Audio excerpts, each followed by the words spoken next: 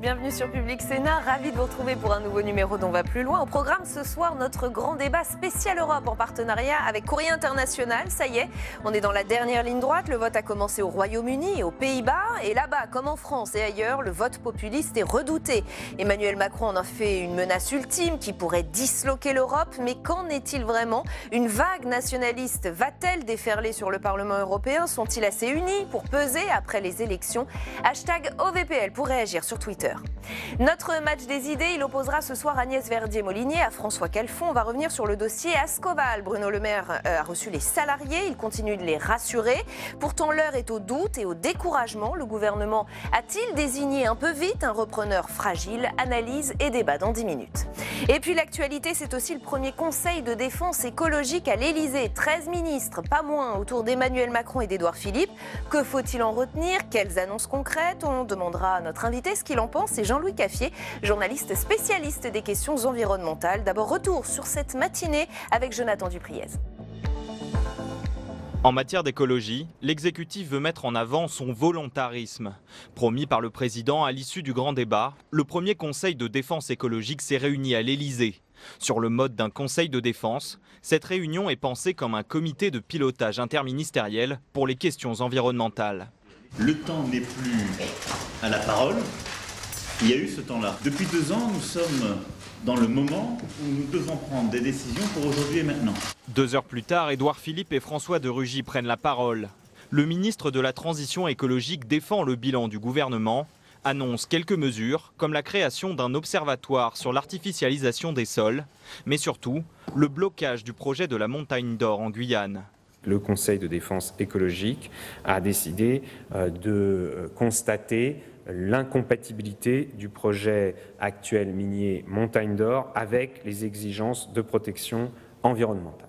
Mais 3 jours avant les élections européennes, le gouvernement est critiqué par une partie de ses adversaires qui voient dans ce calendrier une forme d'opportunisme électoral, ce que dément le Premier ministre. Nous en parlons, ils nous critiquent, nous n'en parlerions pas, ils nous critiqueraient. C'est la vie politique. De façon encore un tout petit peu plus importante, voyez-vous, que la vie politique, il y a ce que fait le pays pour être à la hauteur des enjeux. Et expliquer ce que nous avons fait, expliquer les résultats qui sont obtenus, expliquer les mesures que nous venons de décider, expliquer les process dans lesquels nous nous installons pour atteindre les objectifs que nous nous fixons, me semble, en l'occurrence, relever de la grande politique avec un grand P. Le prochain Conseil de défense écologique se tiendra lors de la première quinzaine du mois de juillet.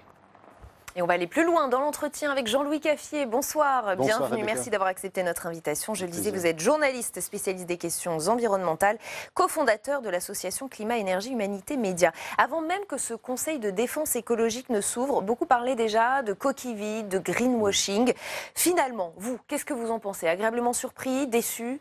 Je pense que le vainqueur de l'élection européenne qui aura lieu dimanche, c'est Nicolas Hulot. Ah.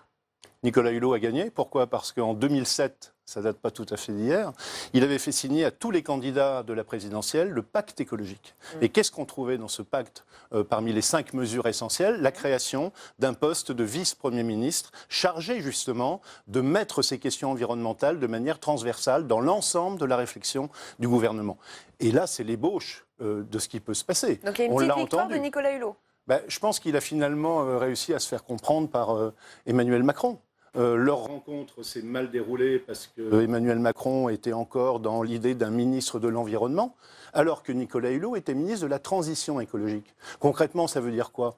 Un ministre de l'Environnement s'occupe de Notre-Dame-des-Landes, un ministre de la Transition écologique s'occupe du transport aérien en général et du transport plus globalement. Et là, quelques mois après le départ de Nicolas Hulot, on a enfin l'environnement qui est placé au centre des politiques du gouvernement. On l'a bien entendu. Maintenant, quand on va parler transport, éducation, tourisme aussi, agriculture évidemment, on aura cette dimension, ce regard environnemental qui, à mes yeux, est évidemment essentiel. Si on regarde un peu les annonces qui ont été faites, parce qu'il y a des annonces, je pense par exemple à la montagne d'or en Guyane, il me semble qu'il y a toujours une ambiguïté. Le gouvernement nous dit que le projet est incompatible avec les exigences de protection de l'environnement. Il est enterré ou il n'est pas enterré ce projet? Il est en sursis parce qu'il faut modifier le code des mines, simplement. Donc c'est une question de temps. Maintenant, ceux qui défendent ce projet en Guyane restent dans la course et disent on va voir ce qui se passe, si on peut améliorer l'aspect environnemental du projet. projet, on le fera. Mais ça montre bien que la transition écologique, elle n'est pas simple.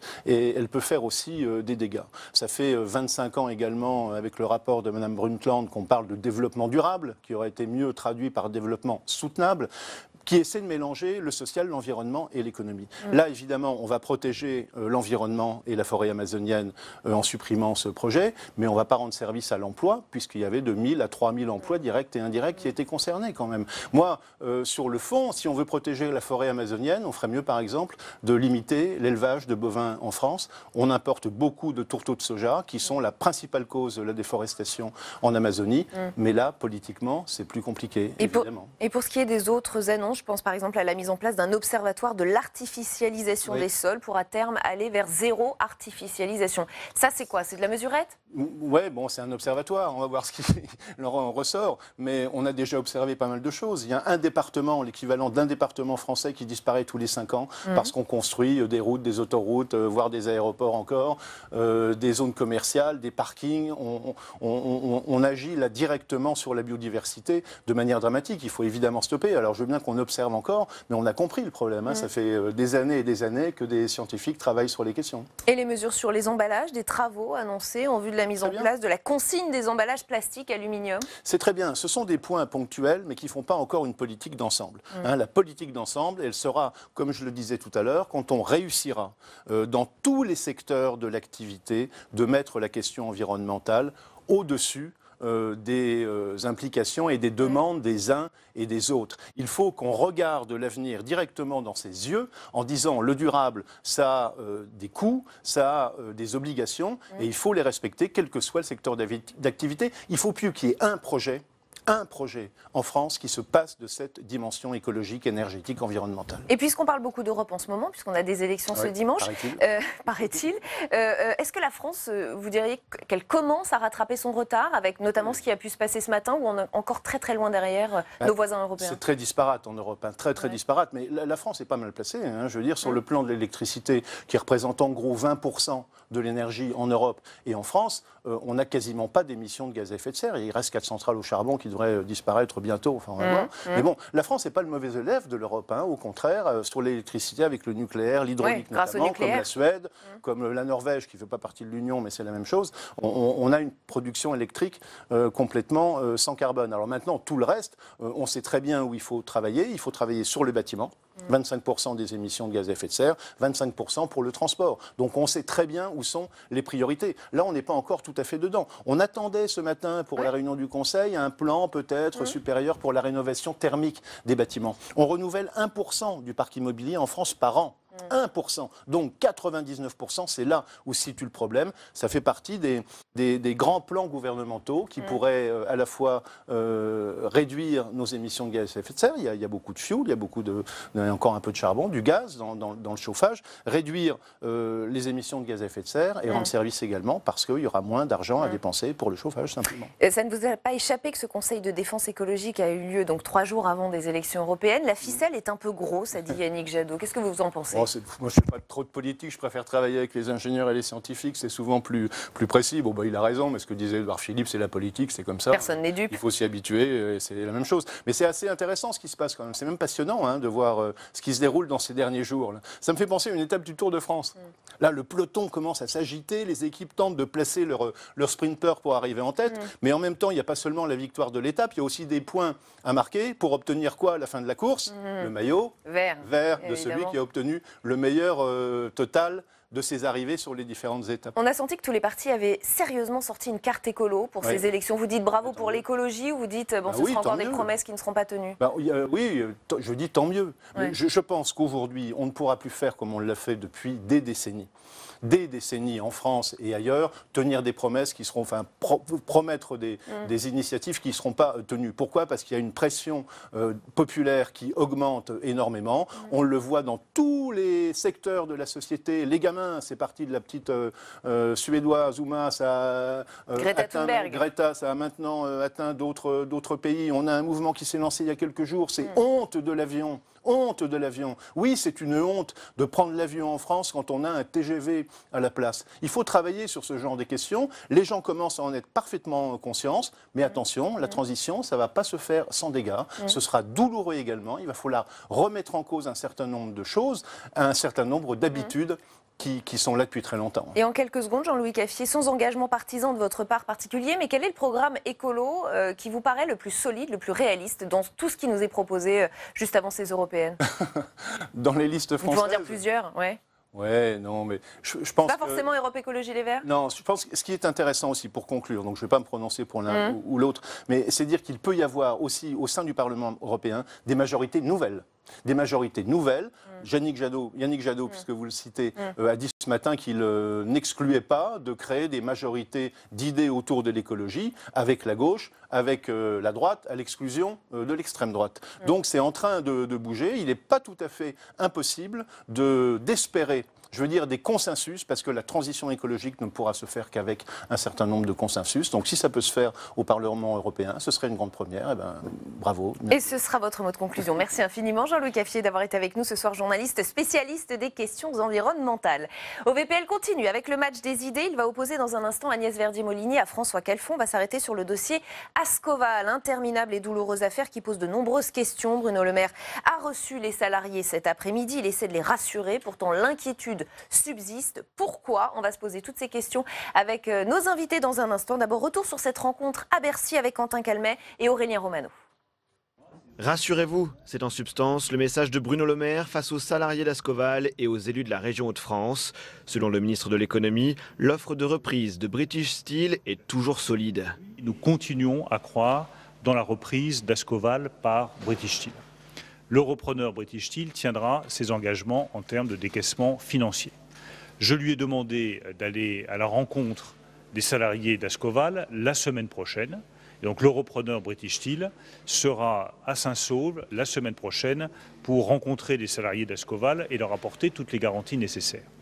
Les dirigeants de British Steel sont donc désormais attendus sur les sites d'Ascoval jeudi ou vendredi prochain. Charge à eux de convaincre les syndicats des salariés de l'usine.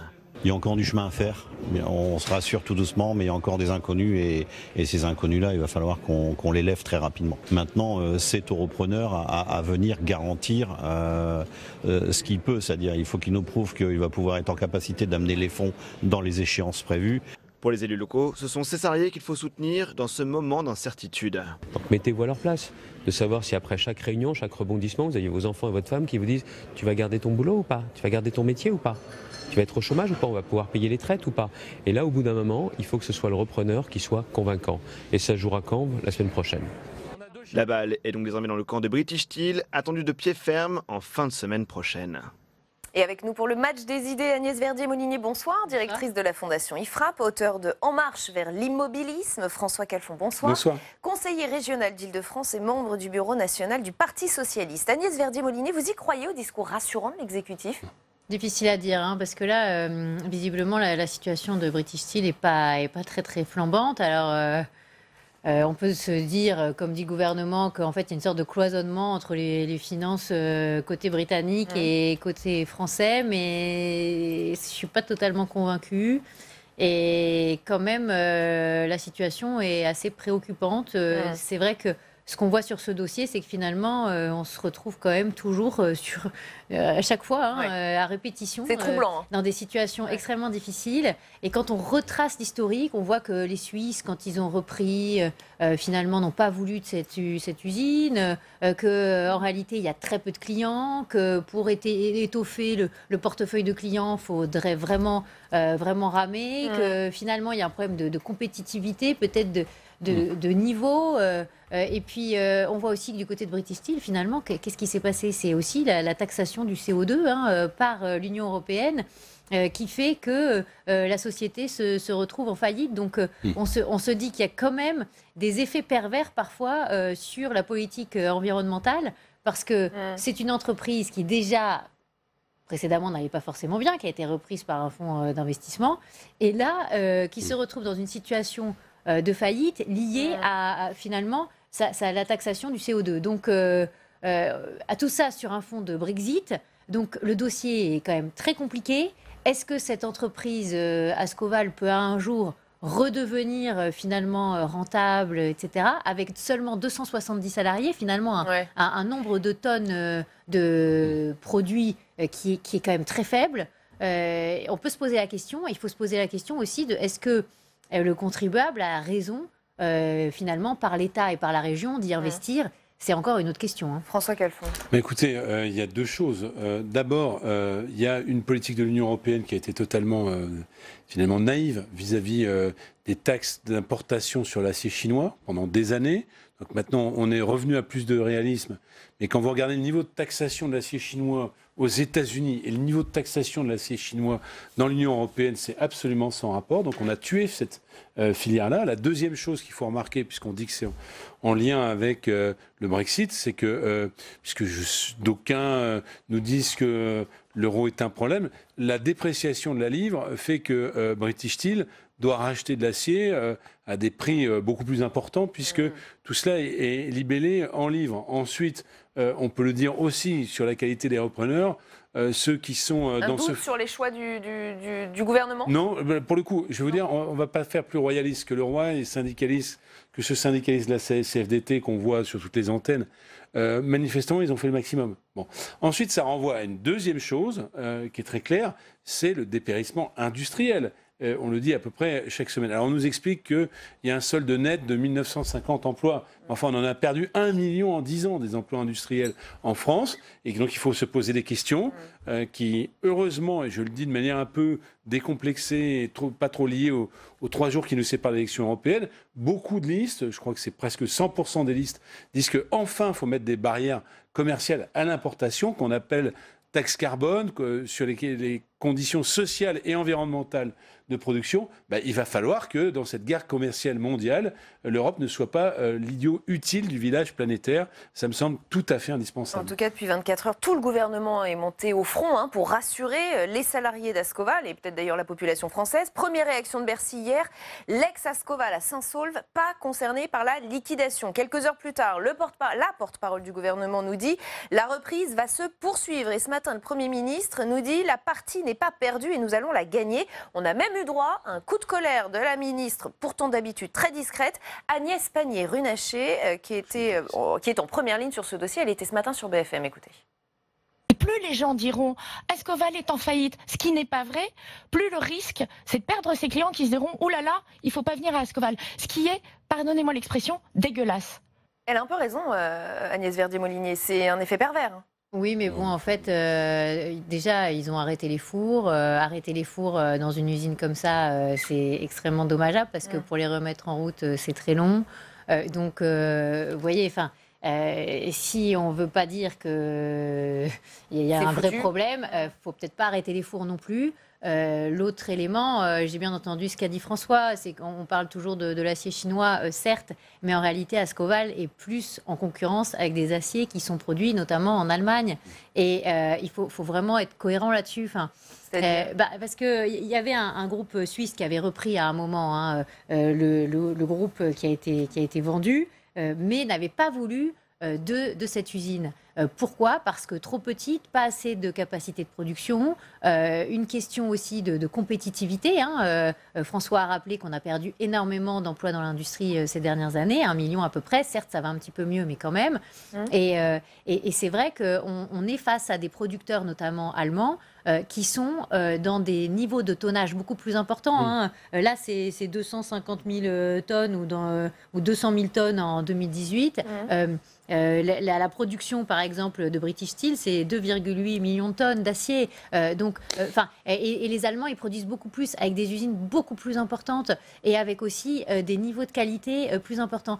Quand on parle à ceux qui travaillent dans la métallurgie dans les Hauts-de-France, ils expliquent qu'eux-mêmes, ils sont incités à aller acheter de l'acier qui est produit notamment en Allemagne, et plutôt qu'à une centaine de kilomètres de là où ils sont. Donc il faut peut-être se poser aussi d'autres questions plus fondamentales et peut-être aussi de la taille critique de l'entreprise. Ça renvoie à un dossier. C'est un peu spéculatif. Juste pour finir, François, c'est un peu spéculatif. Pourquoi ? Parce que si le racheteur celui qui rachète un jour, que ce soit British Steel ou un autre, il va compter sur le fait qu'on sera finalement à fond sur toutes les capacités de production ailleurs en Europe et que cette petite entité pourrait compléter le manque à gagner. Mais finalement, c'est presque un peu trop spéculatif parce que personne ne sait si véritablement on va être à un moment à fond sur la production et avec finalement une saturation de la production.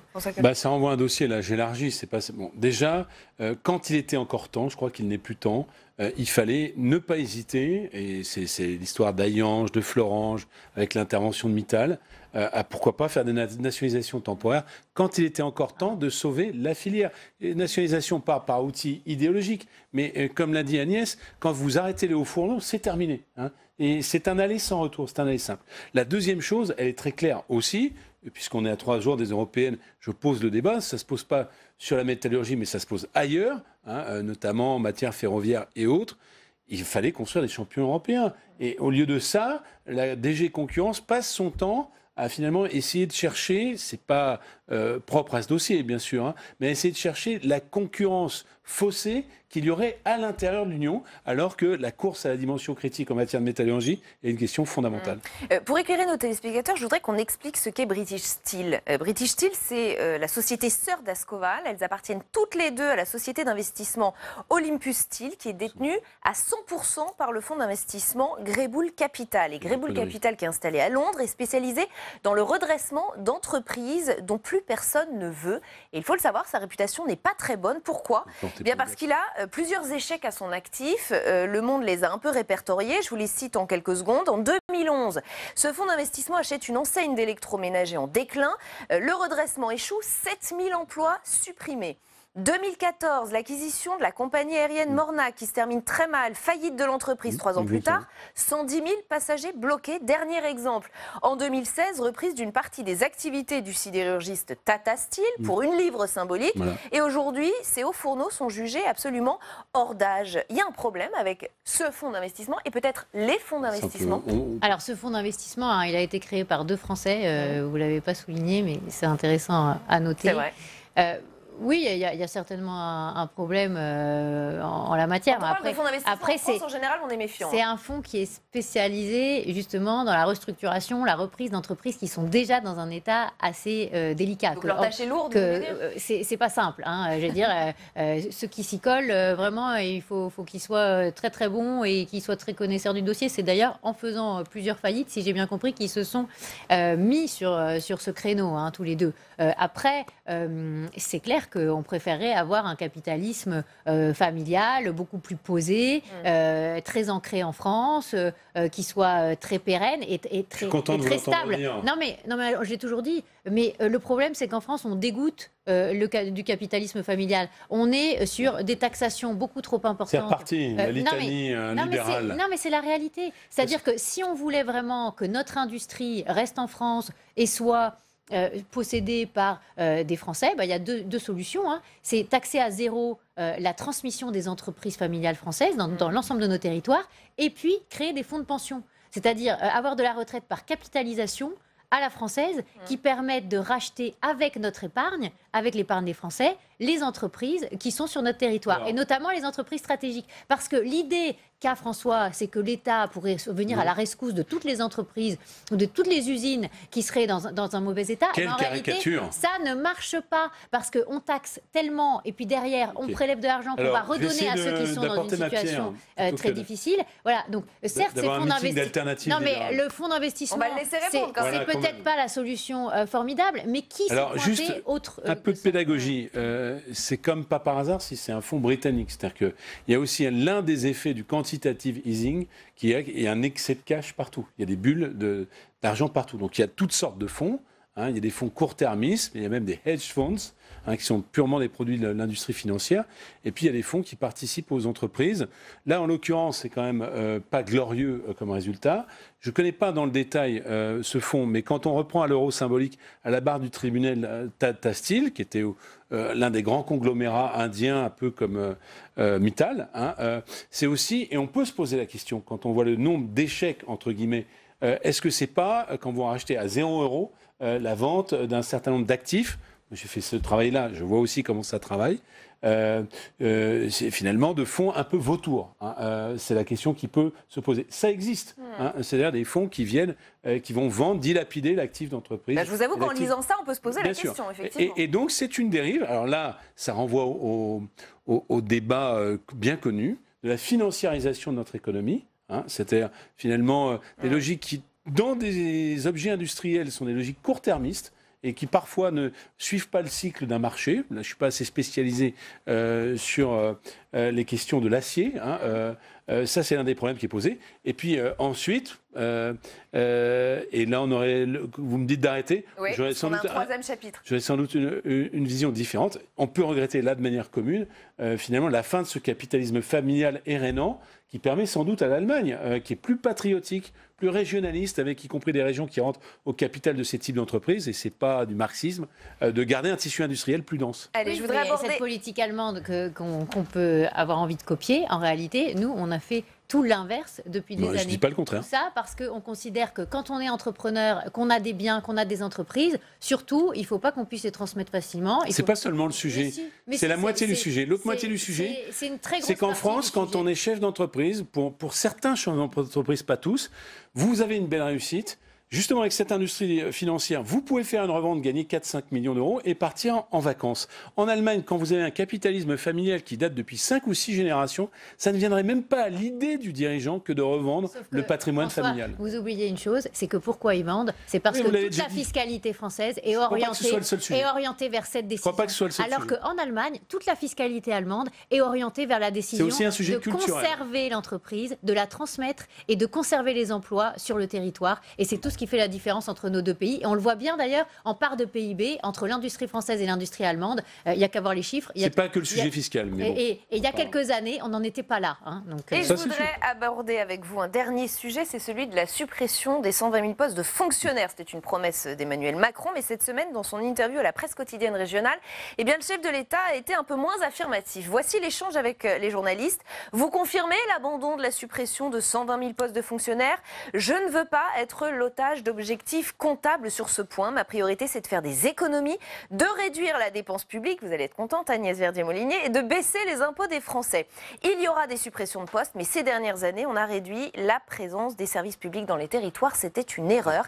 Et il ajoute ceci, on va remettre des fonctionnaires sur le terrain en réduisant leur nombre. À Paris et dans certaines capitales régionales, cette politique est totalement compatible avec la règle des 3%. Que vous inspire ces faits? Déjà, il a entendu une chose qu'il n'avait pas comprise au départ, c'est qu'il ne présidait pas seulement la France, il a cru qu'il était président de la France, il présidait les Français. Et donc dans les Français, il y a un truc qui s'appelle les territoires. Il a découvert d'ailleurs de manière très explosive l'existence des territoires à travers le mouvement des Gilets jaunes. Donc c'est un bon acquis, me semble-t-il.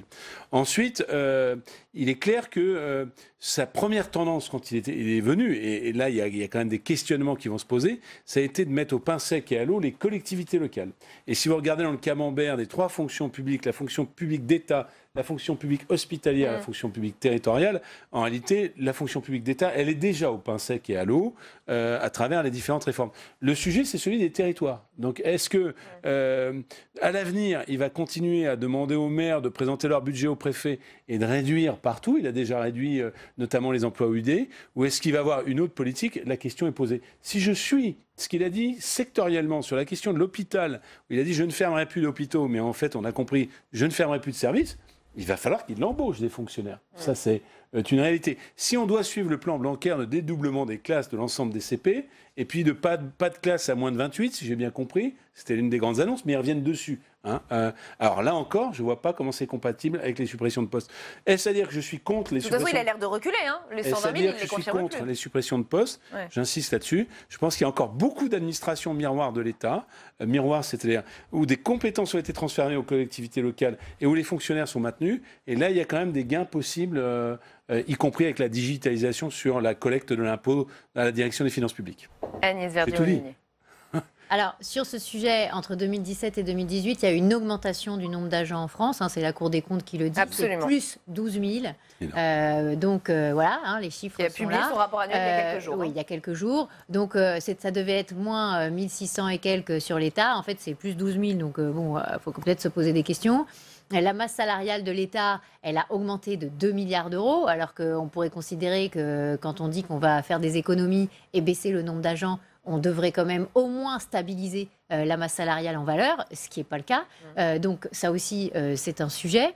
Par ailleurs, dernièrement, le gouvernement, avec une circulaire qui a un peu fuité, nous dit qu'il veut réduire, par exemple, les agences. C'est un peu ce à quoi je pense, faisait allusion Françoise, c'est-à-dire les opérateurs, toutes les agences un peu satellites de l'État. Alors, c'est vrai qu'il y en a 1200 environ. Alors, il dit ceux qui ont moins de 100 agents, alors ceux-là on va devoir réfléchir et justifier leur existence. Moi, j'ai fait le compte, sur les opérateurs de l'État, il y a 480 et quelques opérateurs de l'État, il n'y en a qu'une soixantaine qui ont moins d'une centaine d'agents, ça fait que 2500 agents, ça ne fera pas le compte des économies nécessaires. Donc, je pense qu'il faut aller beaucoup plus loin que ce qui a été annoncé pour l'instant. Nous, on a calculé à la Fondation IFRAP qu'on a encore le temps de faire en suppression de postes, à peu près 105 000 suppressions de postes. Ça ferait 4 milliards d'économies à l'horizon 2022. Donc, c'est là qu'on attend une vraie trajectoire. Il nous dit certes dans les territoires, mais dans les territoires, on a énormément augmenté le nombre d'agents aussi, en doublonnant au niveau commune et intercommunalité. Donc, dire qu'on a moins d'agents dans les territoires qu'avant, mais c'est complètement faux. Après, il veut déconcentrer des agences de l'État et les envoyer en province. Très bien. Mais donc, la question, c'est quel est le véritable plan du gouvernement en matière d'agents, que ce soit au niveau de l'État ou des territoires ou hospitaliers. Et pour l'instant, on ne l'a pas. Et on s'arrêtera sur cette question. Merci à tous les deux d'avoir participé à ce match des idées. On va plus loin. Continue. Place à notre grand débat spécial Europe en partenariat avec Courrier International.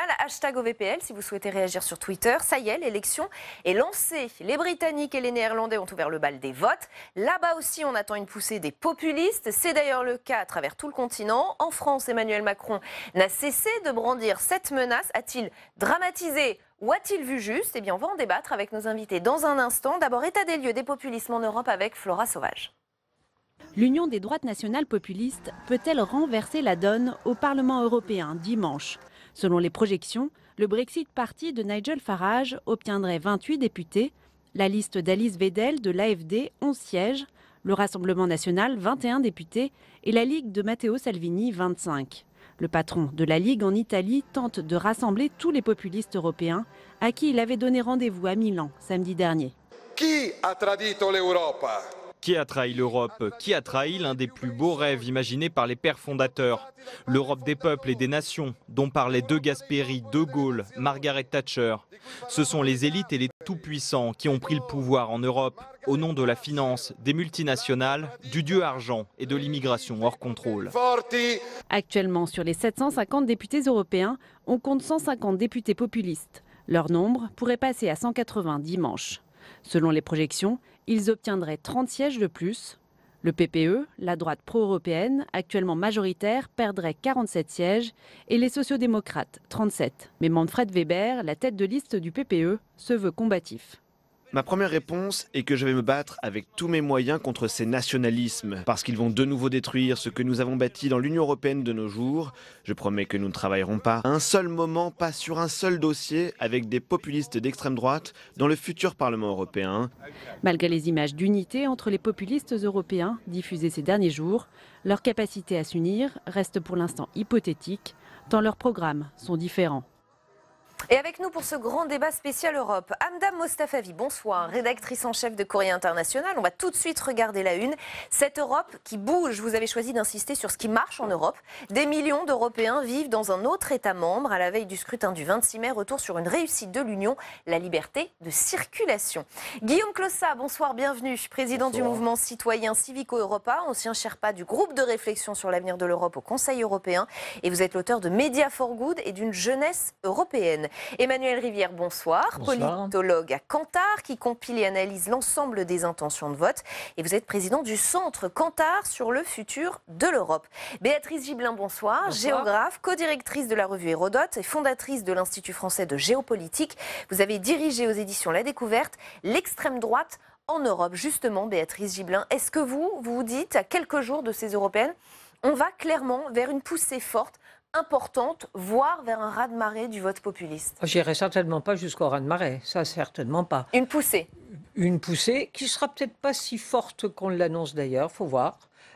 Tout dépendra aussi un peu de l'abstention, dans laquelle on sait qu'elle va être élevée, mais elle peut être très élevée dans certains segments des populations. Il ne faut pas non plus qu'on se focalise uniquement sur ce qui se passe en France, mais il est important de regarder aussi ce qui se passe ailleurs. Qu'il y ait sans doute un plus grand nombre de députés répartis entre différents... j'allais dire, ensemble politique et non pas alliés pour faire une grande masse, puisque vous venez de rappeler qu'effectivement, ils étaient loin de partager tous Et on y reviendra dans le détail, bien sûr. Bon, il y aura une poussée, mais il y a quand même un nombre... Ils vont faire quoi, 20-25% des sièges, je pense, du Parlement européen. Voilà, on en parlera beaucoup. Je veux dire, on est d'une certaine façon à juste titre assez préoccupé. On a quand même pas mal de partis d'extrême droite qui sont ou en coalition ou même droite radicale. Mais on en parle beaucoup pouvoir. depuis le début de cette campagne, quand même. Je suis même étonnée à quel point on en parle, parce que du coup, ça empêche véritablement de voir aussi tout ce qui se passe, tout ce qui peut se faire, car ils sont loin de pouvoir prendre une majorité au Parlement européen. Or, on a l'impression que demain, vous parliez même de raz-de-marée, et non, il n'y aura pas de raz-de-marée demain. Alors, je vais juste prendre l'exemple, puisque les Pays-Bas ont commencé à voter, comme les Britanniques, mais je voudrais qu'on prenne l'exemple des Pays-Bas, parce qu'il pourrait amorcer cette poussée des populistes. Là-bas, c'est Thierry Baudet, jeune député eurosceptique, anti-immigration, climato-sceptique, qui pourrait être le grand vainqueur du scrutin. Son parti, le FVD, n'a que 2 ans d'existence, mais il est déjà entré au Sénat. Et selon les sondages, il pourrait entrer à Strasbourg avec 4 sièges sur les 26 alloués aux Pays-Bas. Emmanuel Rivière, on va vers une poussée ? Alors, on va vers une poussée pour cette nouvelle formation qui effectivement n'existait pas, mais il y a 5 ans, on commentait le score et la poussée de Geert Wilders aux Pays-Bas. C'est pas nouveau, qui est un parti. Exit Geert Wilders d'ailleurs là. Alors, oui, ou en tout cas avec un risque de sortir effectivement pour sa formation politique. Geert Wilders qui est plus directement d'ailleurs un allié de Marine Le Pen historiquement que cette nouvelle formation politique. Donc effectivement, comme vous le disiez, il faut regarder ce qui se passe dans les différents pays et la poussée et ce qui pourrait effectivement résulter, se traduire par une augmentation du nombre de sièges à la droite de l'hémicycle, on parlera ensuite de la capacité à s'unir, c'est principalement en Italie. Alors là, effectivement, la plus grosse progression, c'est celle de Matteo Salvini, la Lega, il caracole en tête des sondages, d'ailleurs, ayant vraiment pris un ascendant sur son allié de la victoire d'avril 2018, qui est Cinque Stelle. Et l'autre poussée qui est significative, mais aussi parce que le pays est important en nombre de députés, c'est Vox en Espagne, constituerait au-dessus de 10%. Alors, ce n'est pas exactement où ils vont aller, ils ont réservé leur positionnement futur après l'élection, enfin, il y a déjà des discussions avec Matteo Salvini. Et, à dire, c'est presque tout, parce qu'en France, oui, il va y avoir une forte délégation pour le Rassemblement national, comme il y a 5 ans. Donc on peut constater le niveau élevé, incontestablement. Le même niveau, hein. Le même niveau. À peu près le même niveau. À peu près le même niveau. Donc de ce point de vue-là, pas de progression a priori. Ce qui est très frappant, en fait, sur la situation française, c'est qu'on regarde un peu partout en Europe et on voit quand même que l'idée européenne gagne des points, même en Italie, hein, ils ont gagné entre 5 et 10 points, et que la France est le seul grand pays où l'idée européenne décroît depuis 2 ans. Et là, il y a un sujet, parce qu'on a eu un président très européen, et manifestement, l'opinion est presque aussi, mais je parle sous le contrôle d'Emmanuel, fragmentée qu'après le référendum de 2005. Et donc, c'est lié à la situation française. Quand on regarde un peu, même en Pologne, ça remonte, et on voit que les pro-européens sont en train de prendre le lead. En Hongrie, c'est un peu particulier, mais les gens ne veulent pas sortir de l'Europe. Non, mais il y a tellement... En France non plus, on ne veut pas sortir de l'Europe. Ce n'est pas parce qu'il y a une défiance qu'on peut dire qu'on veut en sortir. Non, mais ce qui est intéressant par rapport au cas français, c'est que la situation européenne s'est plutôt améliorée et pacifiée depuis 2 ans. Et l'idée européenne, c'est le seul grand pays où vraiment ça descende, alors que même en Italie, même en Pologne, l'amélioration des indicateurs. C'est quand même paradoxal et ça pose question. Je pense que ce qui est nouveau quand même par rapport à il y a 5 ans, c'est ce semblant d'unité qu'il y a entre tous ces populistes. Incarnés, c'est vrai. Après, et la différence aussi, c'est que ces populistes ont été à l'épreuve du pouvoir dans certains pays, peut-être beaucoup plus qu'il y a 5 ans. Bon, on a vu en Autriche ce que ça peut donner. C'est pas forcément toujours explosé, significatif. Et puis la grande différence, c'est aussi le Brexit. Je pense qu'on aura l'occasion de revenir dessus. Mais non, allez-y. Là, on sait le Brexit est un vote populiste. Voilà, on sait que le populisme peut avoir des conséquences très concrètes sur l'avenir de l'Union européenne. On sait qu'un pays peut se séparer de l'Union européenne. Et donc, c'est vrai que l'idée d'imaginer, même si finalement, je suis assez d'accord, ils ne vont pas être forcément beaucoup plus nombreux, mais le fait qu'ils aient l'air d'être plus unis et qu'ils se soient autant au sein de l'Europe, forcément, par rapport à quelques années, on a l'impression que leur pouvoir de nuisance est plus fort. Mais le risque pour moi, c'est que, parce que justement ils montent, les partis dits progressistes ou centristes ou de centre-droit intègrent des idées populistes. C'est ça aussi le problème principal. On voit en réalité qu'en Finlande, la droite libérale a gouverné avec l'extrême droite. Il y a une droitisation finalement d'un peu tous les partis. Les libéraux ont gouverné avec le soutien explicite de l'extrême droite. Etc. Et le problème, il est là, c'est qu'il y a une sorte de populisme des idées qui touche les partis dits progressistes. Et c'est là, moi, que je vois une sorte de défaite de la pensée. Alors Emmanuel Macron a-t-il raison de brandir la menace d'une extrême droite qui pourrait disloquer l'Europe, ce sont ses termes. Et les partis nationalistes européens sont-ils aussi soudés qu'on l'imagine? Vous avez déjà un petit peu abordé cette question, on va y rentrer dans le détail.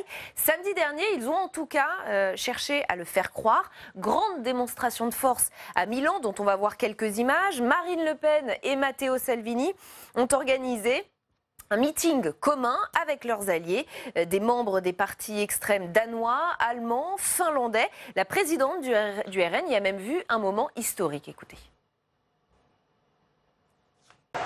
Nous vivons un moment historique et vous pourrez dire à vos petits-enfants, j'y étais.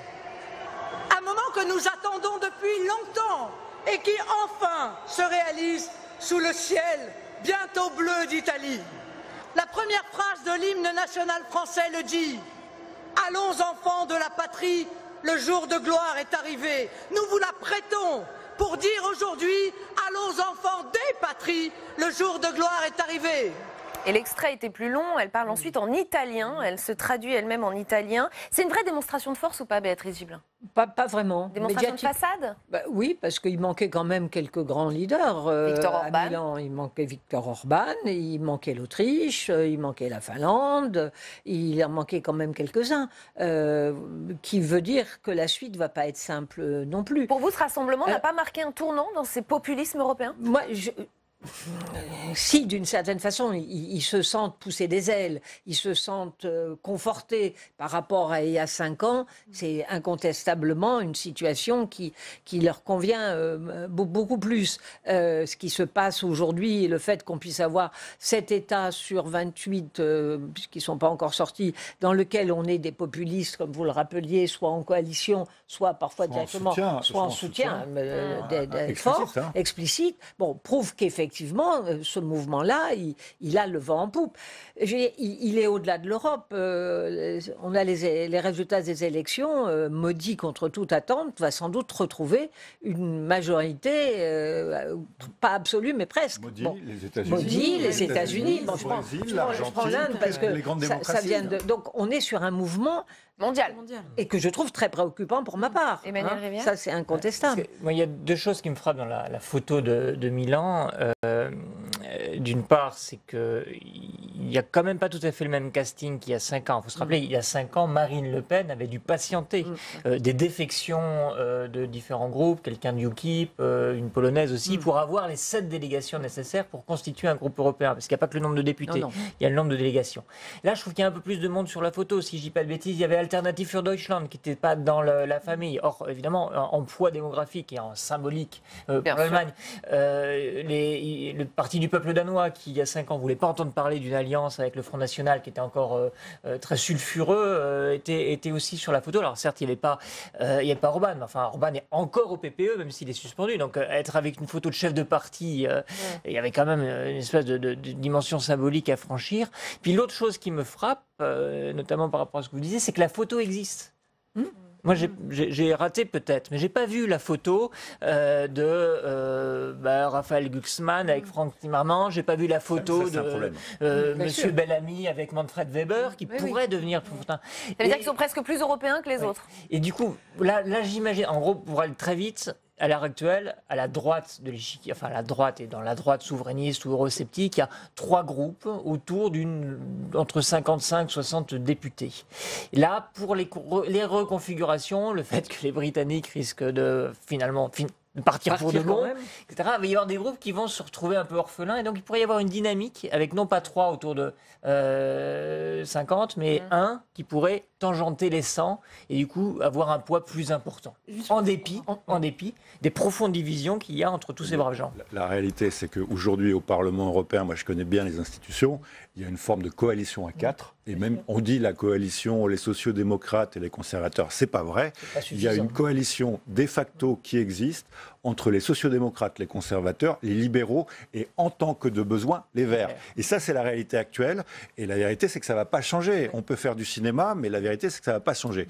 Là où vous avez raison, et là, c'est un problème pour la démocratie européenne, et on aurait pu s'attendre à ce qu'il y ait un vrai débat public européen, c'est que quand on lance de vraies consultations plurinationales européennes, et on l'a fait dans le cadre de Oui Européenne, on a touché 38 millions d'Européens, on voit que les Européens participent massivement. Et donc, s'il y a un espace public européen, les Européens sont prêts à jouer le jeu européen. Si on reste dans 27 espaces publics nationaux, ou 28, chacun se dit on défend son morceau de viande et l'Europe, c'est qu'un champ de bataille où on défend des intérêts nationaux, et ça ne marche pas. Et donc, le vrai problème, il est là.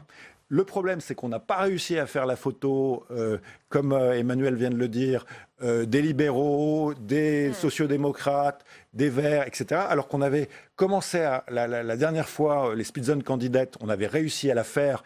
Donc ça avait changé des choses, parce que le Parlement avait pris du poids pour désigner le président de la Commission européenne. Et finalement, moi j'ai l'impression qu'il y a une régression démocratique sur le sujet européen qui vient des États et des partis. Parce qu'ils sont peut-être aussi déstabilisés. Hein, non, il manque de... non, je ne suis pas d'accord. Parce qu'on voit que Glucksmann y arrive en fin de campagne, c'est qu'on a un problème sur la qualité des têtes de liste. Les Européens, moi j'avais fait le profil type du candidat européen souhaité par les Français pour les élections. Les Français, ils sont très simples. Ils veulent des parlementaires européens qui ont un engagement européen dans la durée, c'est pas 18 mois, mais c'est des années, qui a une histoire européenne et une compétence pour défendre. Et les Allemands, pareil. Et tant qu'on n'a pas ça, ces élections, pour les gens, c'est du bluff. Amdam Mostafavi. Oui, non, le dernier mot sur ces populistes, c'est aussi que, contrairement peut-être aux autres, ils maîtrisent très bien l'art de la communication, et qu'aujourd'hui, dans les temps où finalement ils ont des idées très simples, très basiques, ils les communiquent. Salvini est un pro de Twitter, tout comme Trump. C'est aussi... leur message politique est tellement... basique. Mais la question, c'est quand même, est-ce qu'ils arriveront à peser? Je voudrais qu'on regarde ce qu'a publié Le Parisien. Moi, je crois pas. Le Parisien a publié un tableau il y a quelques jours, une projection faite à partir de l'Institut Cantar, Emmanuel. Elle détaille le nombre de sièges que pourraient obtenir les partis nationalistes de chaque pays de l'Union. Et vous voyez, c'est quand même assez impressionnant. On voit une espèce de galaxie des populismes européens. Pour autant, peut-elle peser? Sont-ils alliés? Sont-ils, vous avez vu, les meilleurs amis du monde? Voilà comment on a titré cette partie, Amdam Mostafavi. Ou en fait, est-ce qu'ils sont rongés par les divisions? Rongés par les divisions. Ils sont pas suffisamment alliés aussi depuis assez longtemps pour être rongés par les divisions. Mais il faut se rendre compte qu'on ne parle pas quand même de la même chose dans tous les pays. Ce sont certes des partis, la plupart du temps, populistes ou extrême droite, mais ce n'est pas la même extrême droite partout. Donc ils ne voteront pas les mêmes textes. Il y a un problème, si vous voulez, c'est qu'ils passent leur temps à dire « Bruxelles, c'est trop ». Il faut qu'on récupère de la souveraineté. Ce qui est important, c'est ce que veut le peuple, et on doit suivre ce que veut le peuple. Donc, dans une logique nationale. C'est pour ça qu'ils sont une sorte de paradoxe, si vous voulez, parce que pour peser sur l'Europe, avec un discours où on veut moins d'Europe, ça va être extrêmement difficile. Donc, moi, je ne pense pas qu'ils vont peser... regardez, dans n'importe quelle décision prise ou vote fait au Parlement... Systématiquement, le Front National a voté non, même si ça pouvait être des choses à force qui pouvaient leur aller. Réunis, rassemblés comme on vient de le voir à Milan. Non. Voilà, c'est une question.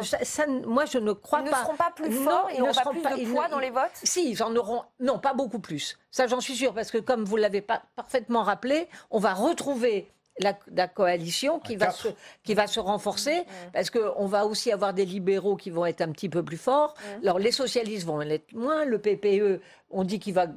Si je ne me trompe pas, on dit qu'il va être encore un peu en croissance, gagner encore quelques sièges. Dit Emmanuel. Ou rester stable, en tout cas. Rester en tête, oui, mais rester en tête, mais pas bon, en perdant des sièges. Mais tout ça va souder pour porter un certain nombre de choses et faire barrage. J'en suis sûr, parce qu'autrement, ils se mettent eux-mêmes en situation de fragilité. C'est-à-dire qu'il y a trois choses pour bien comprendre le système européen. Il y a le Parlement, et c'est important, et là, il y aura une majorité progressiste. Et en fait, il y a 4 votes utiles, puisque quel que soit le vote que vous faites, si c'est vert, si c'est libéral, si c'est conservateur ou si c'est social-démocrate, ces voix pèseront dans la coalition qui aura lieu. Mais il y a la Commission européenne, et là, c'est les États membres qui vont proposer des commissaires, et les États membres populistes vont proposer des commissaires populistes. Et donc là, le grand sujet, c'est d'avoir un président de la Commission suffisamment habile pour empêcher ou réduire à néant la capacité de nuisance des populistes. Ce qu'on oublie de dire, Jean-Claude Juncker a fait avec une habileté remarquable en demandant aux États qui étaient gouvernés par des populistes, je veux dire, c'est pas nouveau, de lui proposer jusqu'à 6 candidats. Et après, il a joué sur les... Donc, on a besoin d'un président de la Commission intelligent, tactique, diplomate et humble, qui sache faire ce jeu. Et après, le dernier élément, mais là, c'est pas les élections européennes qui vont changer la donne, c'est le Conseil européen.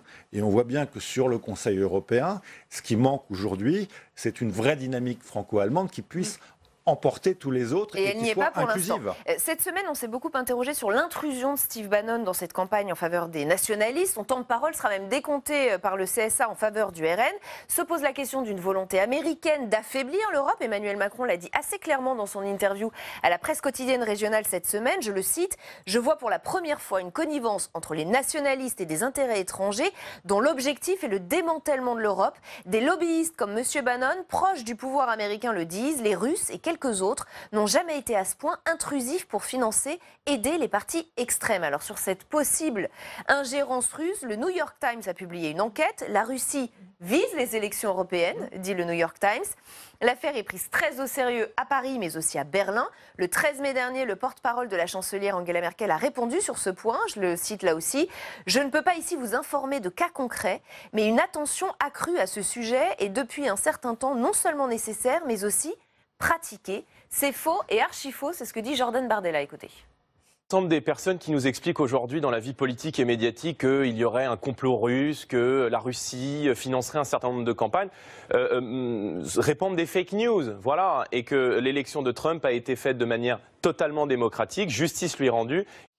Emmanuel Rivière, on est dans le fantasme absolu quand on entend ces autorités nationales nous dire qu'il y a peut-être une ingérence russe dans ces élections. Je ne pense pas qu'on soit du tout dans le fantasme, mais c'est comme ce qu'on disait tout à l'heure des populismes, il y a un côté lapin pris dans les phares du camion à chaque fois qu'on parle de ces choses-là, parce qu'il y a des faits, incontestablement.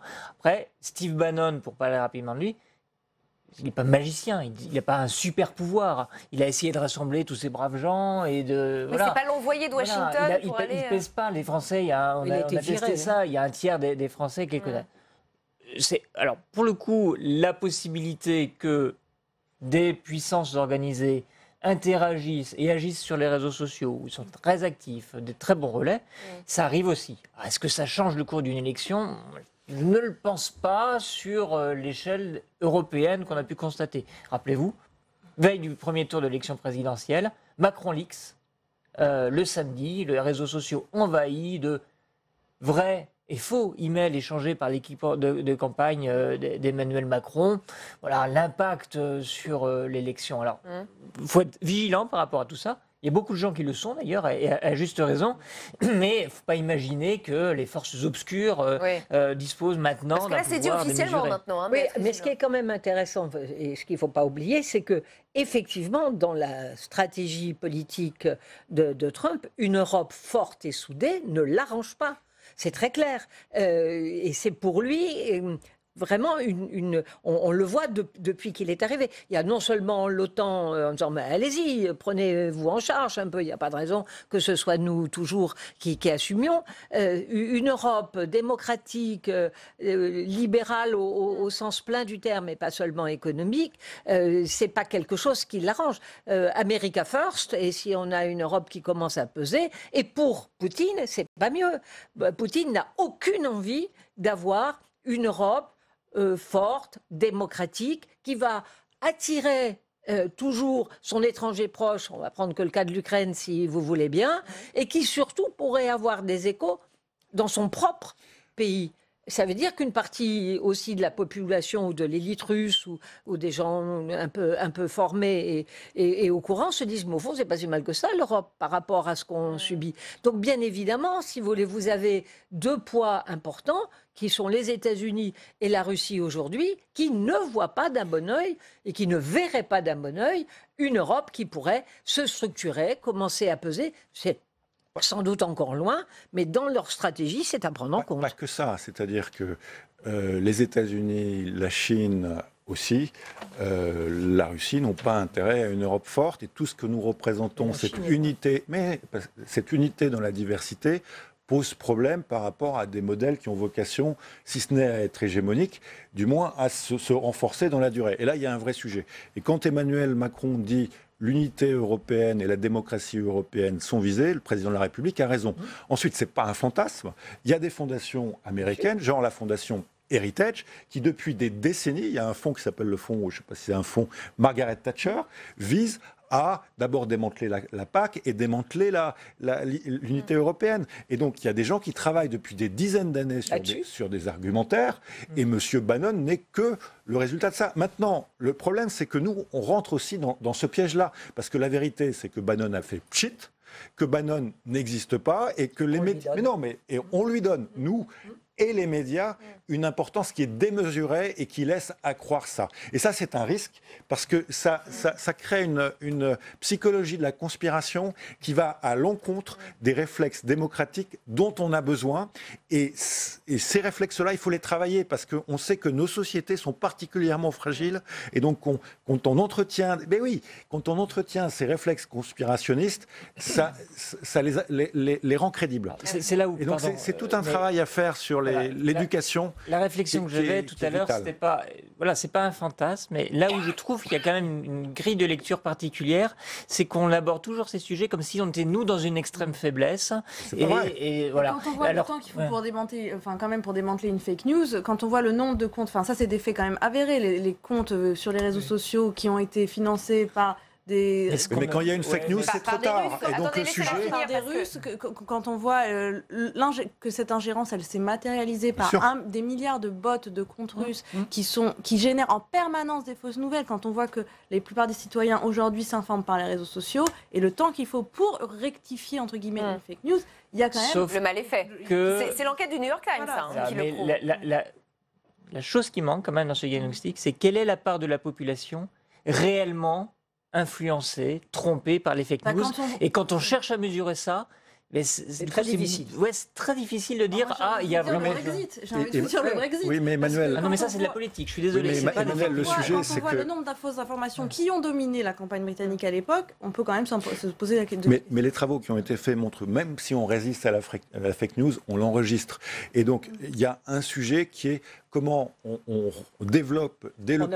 Oui, c'est ça, dès le plus jeune âge. Et puis il y a un deuxième sujet aussi qui est un sujet de souveraineté européenne et de démocratie européenne, c'est comment on développe nos propres plateformes de distribution de contenu de qualité. Pourquoi dépendons-on de réseaux américains qui portent aussi des intérêts et une vision du monde et qui s'appuient sur des algorithmes, du big data, de l'intelligence artificielle qui ne correspondent pas du tout à nos intérêts. La contre-attaque doit passer par... C'est pas une contre-attaque, c'est qu'on doit développer une stratégie industrielle pour soutenir nos systèmes d'information. Il reste 15 secondes. On est totalement dépendant du GPS américain, presque. C'est-à-dire que le jour où ils nous le coupent, Qu'est-ce qu'on fait? Galiléo, on a mis un temps fou pour pouvoir on a réussi à le faire. Et on doit s'arrêter là. Mais on a réussi à le faire. Quel mal on a eu pour le faire. Mais c'était invraisemblable. Je sais que j'étais en négociation à l'époque, mais on a réussi. Merci beaucoup. Merci à tous les quatre d'avoir participé à ce grand débat. Madame Mostafavi, je rappelle la une de Courrier International qu'on va revoir, cette Europe qui bouge. C'est la fin de cette émission. On se retrouve lundi en direct à 18h pour un OVPL spécial élection européenne. Vous l'avez compris, Public Sénat vous propose d'ailleurs une soirée électorale